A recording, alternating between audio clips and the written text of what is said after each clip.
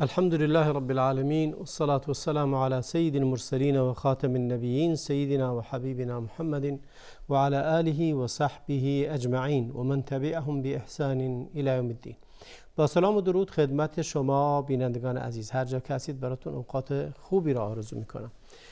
و اما امروز هم باز در مورد خطاهای رایجی که بعضی از نمازگزاران انجام میدهند رو بحث میکنیم. مقصود از خطا قبلا هم گفتم، مقصود این نیست که حتما نمازشون باطل هست، بلکه در این خطاها بعضا ترک سنتی هست، گاهن بعضی از این خطاها منکری از منکرات یا مکروهی از مکروهات هست و یا بدعتی است که مردم فکر کردن جزوی از این عبادت هست در حالی که ربطی نداره و از جمله قضایایی که مردم خودشون برای خودشون اون رو تبدیل کردن به نوعی از عبادات در حالی که مرتبط نیست و تبدیل شده به یه خطایی، یه اشتباهی که مرتب دارن تکرار میکنن و با تکرار اون زشتی این کار و نامشروع بودن اون و منکر بودن اون شدیدتر می شود. چون اگه کسی یک بار کاری رو انجام بده از سر ناآگاهی، از سر نادانی و دیگه تکرار نکنه،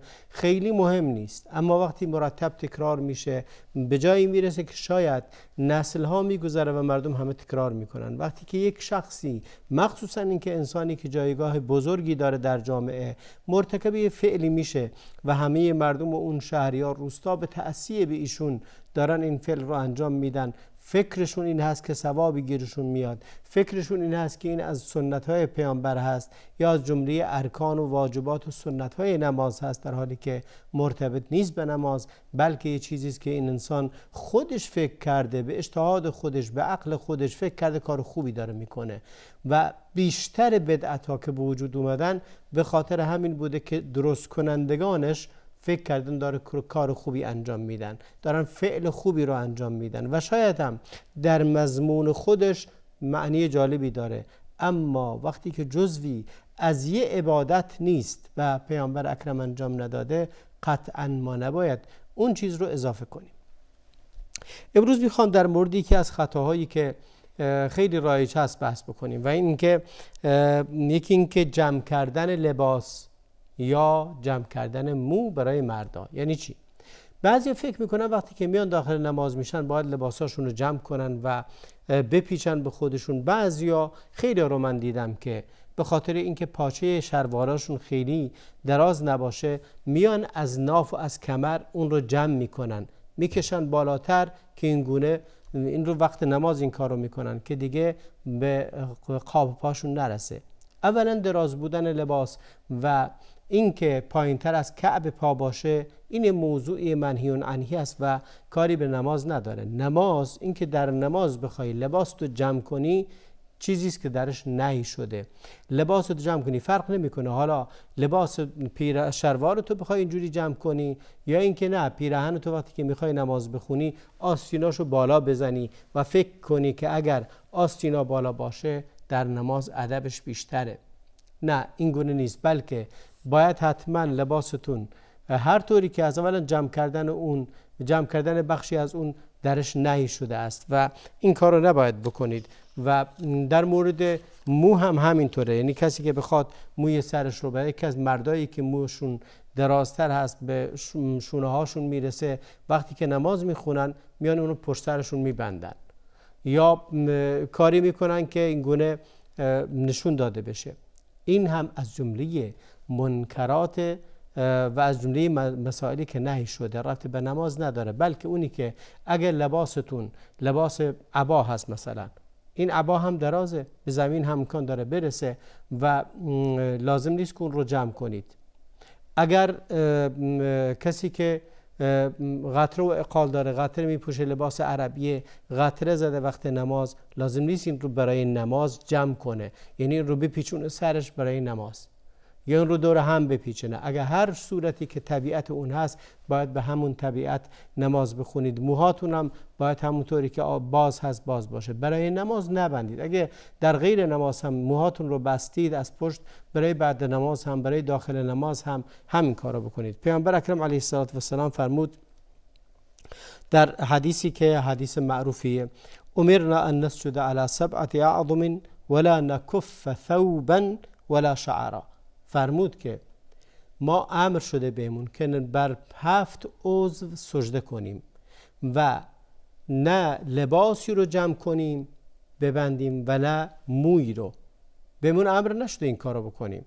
اگه موهاتون باز همونطوری باز باشه، لباستون همون گونه طبیعتش هست همونطوری که تنتون است نماز بخونید. امام نووی میفرماید اتفق العلماء على النهی عن الصلاة و ثوبه مشمر او کمه او نحوه. میگه نهی شده است، جزو منکرات است کسی که نماز بخونه و وقتی که میخواد نماز بخونه لباساشو جمع کنه، مثلا آستیناشو بالا بزنه جمع کنه پیرهنش، یا اگه شلواره رو از ناف جمع کنه بالا بکشه که کوتاه‌تر نشون داده بشه. میگه امر شدیم به اینکه این کارو نکنید. تفاوتی نمیکنه البته. حالا شما اگر لباس مثل عربی دارید لازم نیست که لباساتون رو جمع کنید به شیوهی که اون رو بپیچونید یه جایی و مثل جمع کردن آستین پیرهن بخواید اون رو جمع کنید. و اگر قطره دارید لازم نیست اون رو تبدیل به چیز دیگری کنید یا اون رو ببندید از پشت یا یه جوری درش بیارید که جمع بشه. هیچ کدوم از اینها جایز نیست. من به تناسب همین میخوام این رو هم عرض کنم خدمتتون که کف الازار در قدیم مردم و امروز هم در میان عرب وزار وجود داره، در هندوستان هست، در بنگلادش هست، در خیلی از کشورهای عربی و کشورهای آسیوی ازار استفاده میکنن، یعنی همون لنگ دارن و لنگ استفاده میکنن و درست نیست کسی بخواد در وقت نماز لنگش رو هم مثلا فرض بکن جمع‌تر کنه، بالاتر از ناف بکشه بالا و اون رو جمع کنه، بلکه همونطوری که حالت طبیعی هست همونطور نماز میخونید. که در این حدیثی که هست میفرماید اصل این هست، سنت این هست که ازار یا همون لنگ بالاتر از کعب پا باشه. پیامبر اکرم علیه السلام فرمودند ما اسفل الکعبین من الازار ففی النار. پیامبر فرمود اگر ازارتون پایین تر از کعب پا باشه این در آتشه. یعنی نهی صریح هست در این که نباید ازار پایین تر از درازتر از کعب پا بشه و از کعب پا پایین بزنه و کعب پا رو بپوشونه، مگه اینکه یک ضرورتی اقتضا بکنه که این رو منع بشه، نتونه وزارش رو مثلا بالاتر نگه داره به خاطر لاغری، به خاطر هر چیزی دیگه‌ای، در اون حالت اشکالی نداره، در اون حالت این کار رو میکنه و اون رو بالا میبره. خداوند فرمود فاتقوا الله ما استطعتم. یک نقطه ای که اینجا لازمه در بحث لباس بودیم در نماز که چطوری لباس بپوشین. خداوند فرمود خذوا زینتکم عند کل مسجد. در هر وقتی که نماز میخونید با زینت کاملتون باشید، یعنی بهترین حالتتون، مرتب باشید، مزین باشید و اینگونه نباشه شلخته و بد و ناجور بیاد نماز بخونید. بعضیا در این روزگار میان و از خطاهای رایجی نه تنها خطاست بلکه تبدیل شده به یه چیزی که فکر میکنن این عبادته.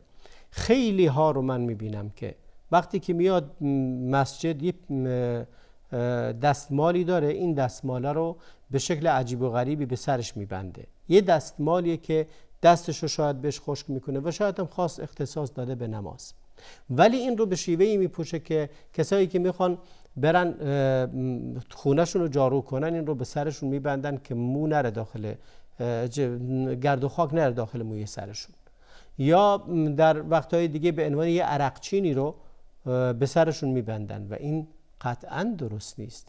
این اصلا خلاف زینت است.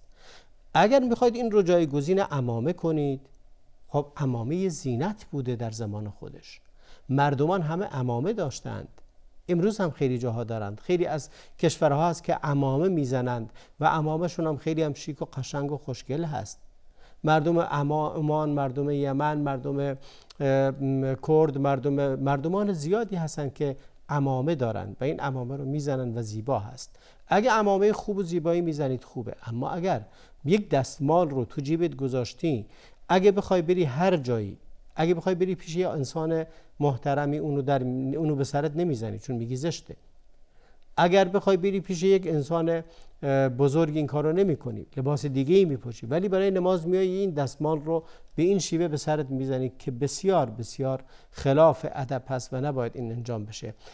یا اینکه با سر برهنه نماز بخونید، هیچ اشکالی نداره، دلیل شرعی برش وارد نشده که شما وقت نماز خوندن عمامه بزنید و نیومده، جزو آداب نماز نیست، جزو سنت های نماز نیست عمامه داشتن، ولی دستور داده شده که با زینت کامل بیایید. در اون زمان بهترین زینت این بوده عمامه باشه، ولی الان این روزگار این گونه نیست، جزو زینت ها نیست. بعضی جاها بله قشنگ میزنن مردم، جزو زینتشونه، شما هم بزنید خوبه، ولی در بعضی جاهای دیگه نه، اصلا هیچ ارتباطی به زینت نداره، بلکه مردم نمیپوشن اصلا.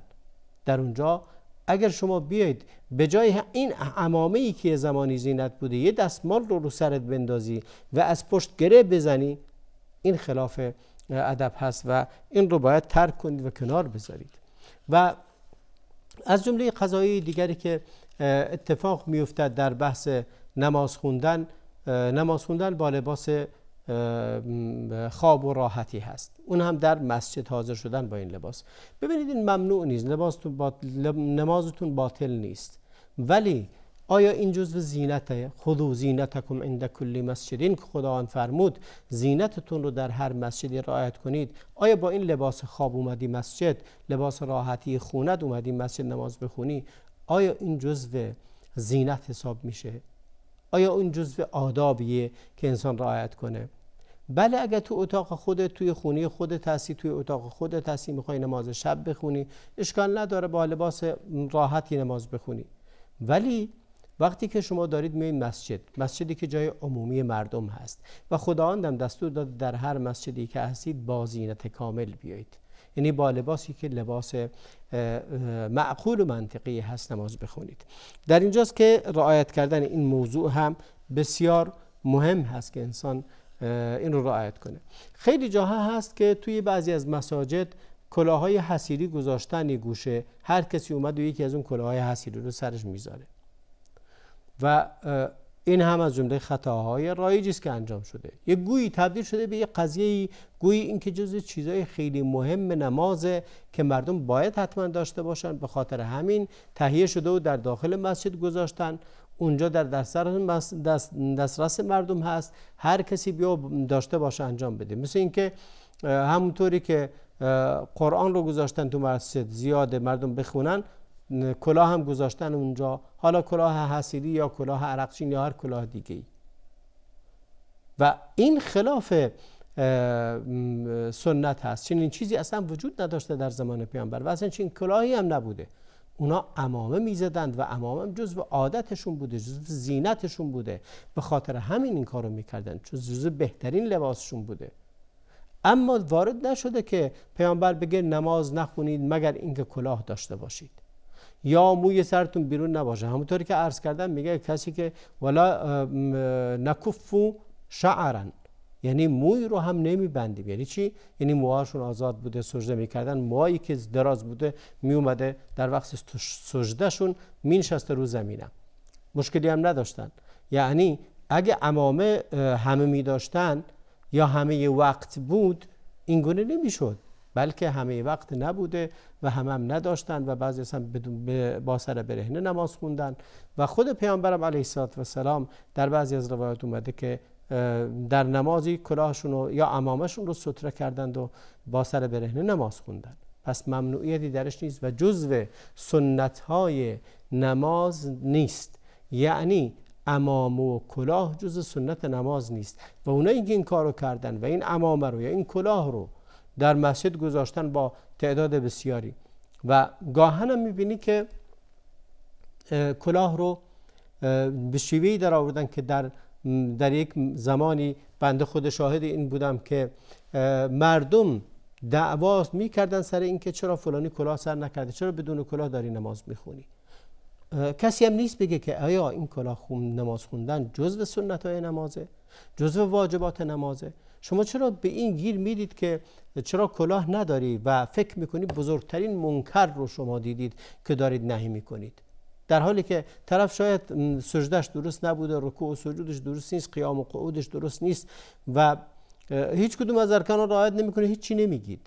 اما اینکه یه چیزی رو که ربطی به نماز نداره و جزو ارکان و واجبات و یا جزو سنت‌های نماز نیست و هم شما دارید برش تأکید میکنید که باید حتما این رو بخونید، باید حتما این رو رعایت کنید، و این موضوعیه که باید حتما ازش دوری کرد، نه اینکه این رو بخواید جزو نماز در بیارید و جزو ضرورات قرار بدید، بلکه ضرورت ها این هست که نماز این گونه باشد.